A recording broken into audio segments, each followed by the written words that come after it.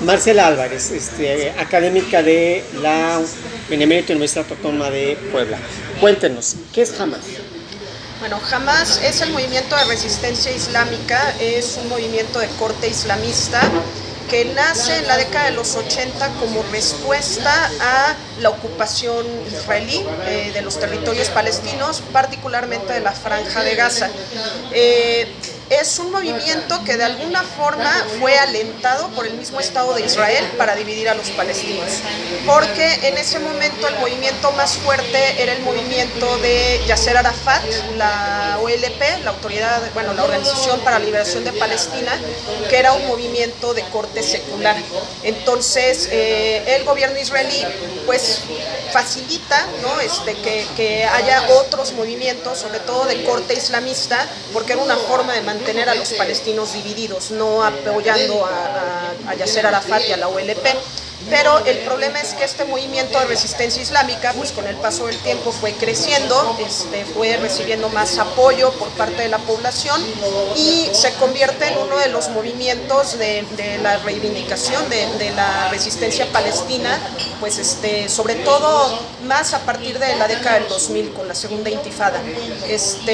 ¿Qué son las intifadas? La intifada es el movimiento de levantamiento popular palestino frente a la ocupación israelí y a todo lo que es una política de puño de hierro por parte del Estado de Israel. O sea, ¿qué es lo que nos falta entender sobre la cuestión palestina en Occidente? Es una ocupación colonial que va desde el 48, en donde desde la Primera Guerra 80% de la población palestina se vio desplazada. La mayoría de ellos va a quedar en campamentos de refugiados, tanto fuera como dentro del Estado de Israel. Y básicamente desde el 48 lo que tenemos es un estado de apartheid. La mayoría de los palestinos no tienen ciudadanía, no tienen derechos, no son sujetos de acción política. Y por esto el hecho de que existan estos movimientos de resistencia. Desde el movimiento de Yasser Arafat hasta Hamas, se han caracterizado en Occidente como movimientos terroristas, pero desde Palestina, en el mundo árabe, los movimientos nacionalistas se ven como movimientos de resistencia, freedom fighters, ¿no? Se están peleando por la liberación de sus territorios, que primero con la guerra del 48 y luego con la guerra de los 6 días en el 67, de acuerdo con el derecho internacional, es una ocupación ilegal israelí.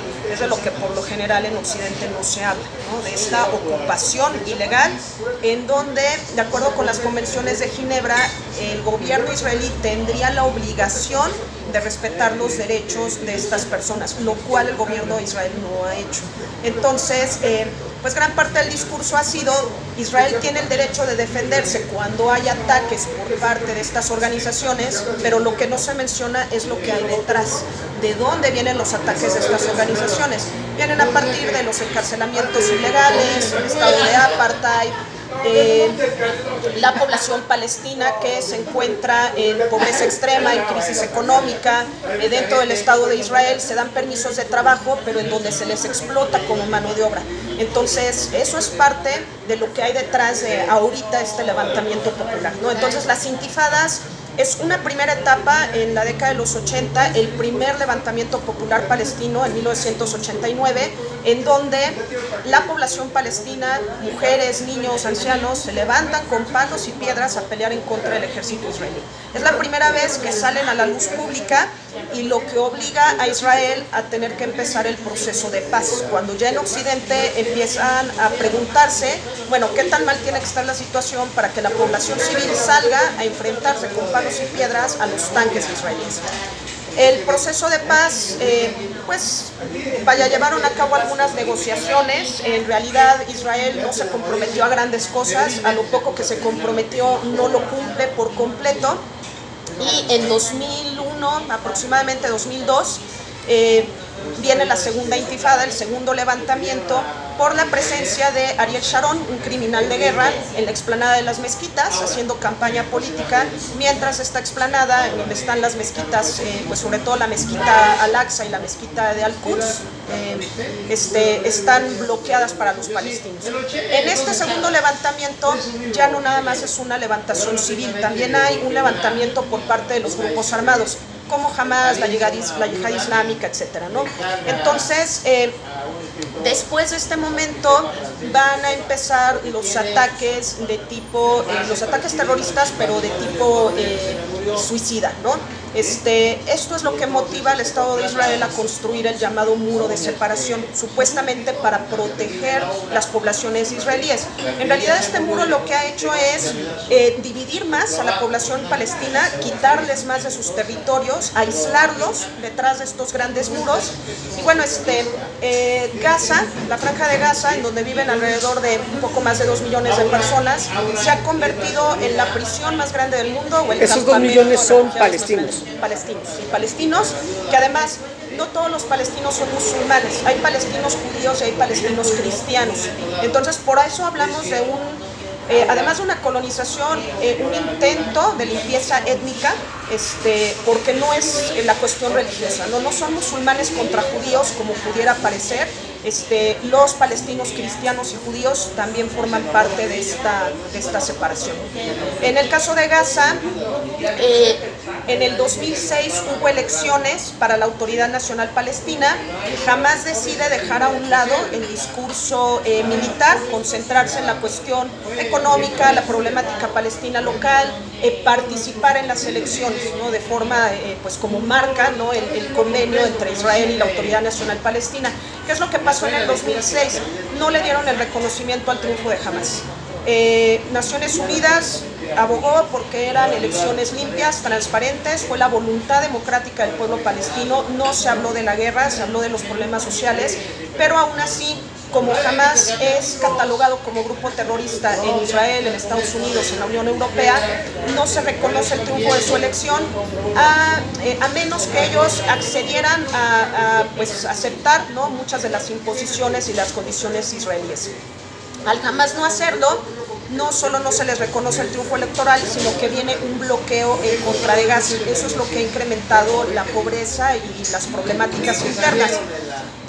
Gaza, como les decía, está pues bloqueado completamente por mar y tierra. La población no puede salir, nadie puede entrar, no se dan permisos, tampoco es muy extraño, ¿no? que se lleguen a dar, por ejemplo, por cuestiones médicas. Y ha habido un bombardeo constante por parte de Israel en contra de Gaza en distintos momentos históricos. En el 2006 fue un verano, ¿no? de bombardeos en contra de Gaza, en contra de Líbano, viene un relativo periodo de paz. En el 2014 viene la crisis de Gaza, otra vez una serie de bombardeos israelíes. La mayor parte de Gaza se encuentra totalmente destruida, no hay acceso para alimentos, medicamento, equipo de construcción, porque se dice que si entra material de construcción no va a ser para reconstruir los edificios afectados, sino que va a ser para los túneles de Hamas por donde meten contrabando. Y si bien sí meten armamento de contrabando, gran parte de ese contrabando también es lo que necesita la población palestina, que no lo está recibiendo. Entonces, es donde viene un poco de esta contradicción, ¿no? Hamas no representa en su totalidad a los palestinos, es un movimiento islamista que lo que busca es la liberación de Palestina para establecer un Estado islámico, pero Hamas tiene también un ala política y social. Entonces, los únicos que han hecho algo por la población palestina en Gaza es Hamas. O sea, esta ala política y social tiene orfanatos, tiene escuelas, da apoyo a las personas de edad mayor que ya no pueden trabajar. Hay alrededor de un 70-75% de pobreza y desempleo en Gaza y Cisjordania. Entonces, la mayoría de las personas dependen de estas ayudas. Por eso, no se deslindan completamente de Hamas. ¿Qué es lo que dice la población palestina? No están de acuerdo con la violencia, pero es a lo único que los ha orillado el Estado de Israel, ¿no? Después de todas estas décadas, ¿no? de opresión, llega un momento en el que Hamas reacciona con esta violencia extrema para hacerse escuchar. Lo que oímos ahorita es eso, ¿no? Los ataques que han llevado a cabo, cómo tuvieron que salir del territorio para poder invadir directamente Israel. Pero Ha habido otros tipos de ataques que no han sido exitosos porque Israel cuenta con mucho más equipo militar, un poderío pues incomparable, no nada más en la región, en el mundo. Hay armas que Israel tiene que ni siquiera tiene Estados Unidos. Y en el caso de Gaza, como decimos, bueno, llega un momento en que esto se vuelve insostenible. Por eso, cuando ahora se habla de que Israel tiene el derecho a defenderse, pues es un doble discurso y una doble moral, ¿no? ¿Qué pasa con los palestinos que durante décadas han estado sometidos y no se ve el derecho que ellos tienen de defenderse, de defender su tierra y de buscar esta liberación? Cada vez que Hamas lleva a cabo alguno de estos tipos de ataques, Israel responde con todo su poderío militar, con bombardeos, con armas que están incluso prohibidas por el derecho internacional, como las bombas de racimo, como el fósforo blanco, que afectan directamente a la población palestina. Entonces, pues este derecho a defenderse es muy selectivo, ¿no? O sea, ¿quién tiene el derecho, quién es sujeto, ¿no?, del derecho internacional, del derecho político y moral, y quiénes no, que son los palestinos? ¿Qué nos ha mencionado sobre Gaza? Desde el 2018 más o menos, Naciones Unidas, Human Rights Watch, Amnistía Internacional ya habían dicho que para el 2020 la situación de Gaza iba a ser invivible. Entonces se presenta además la pandemia en el 2020, la situación se vuelve peor.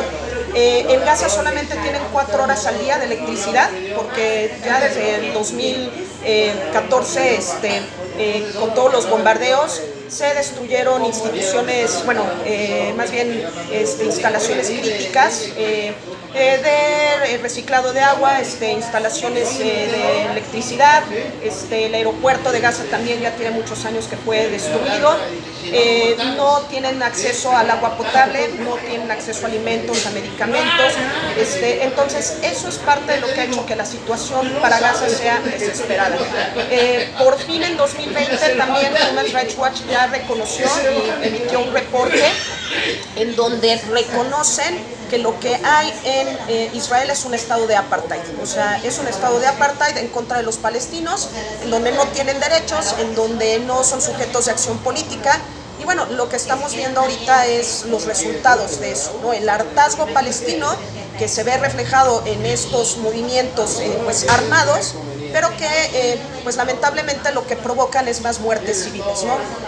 Muertes civiles israelíes, que es lo que ocurrió ahorita, pero que vamos a ver en los próximos días, las muertes civiles palestinas van a ser muchas más, ¿no? Ahorita en la mañana lo último que leía yo es que ya van alrededor de 900 muertos, y bueno, pues la mayoría al final de toda esta cuestión van a ser palestinos. No hay comparación en términos de lo que es la capacidad armamentista. La mayor parte de lo que tiene Hamas son armas que ellos mismos confeccionan, cohetes domésticos, o armas que quedaron ahí de la Guerra Fría, mientras que el aparato militar israelí es de los más modernos del mundo.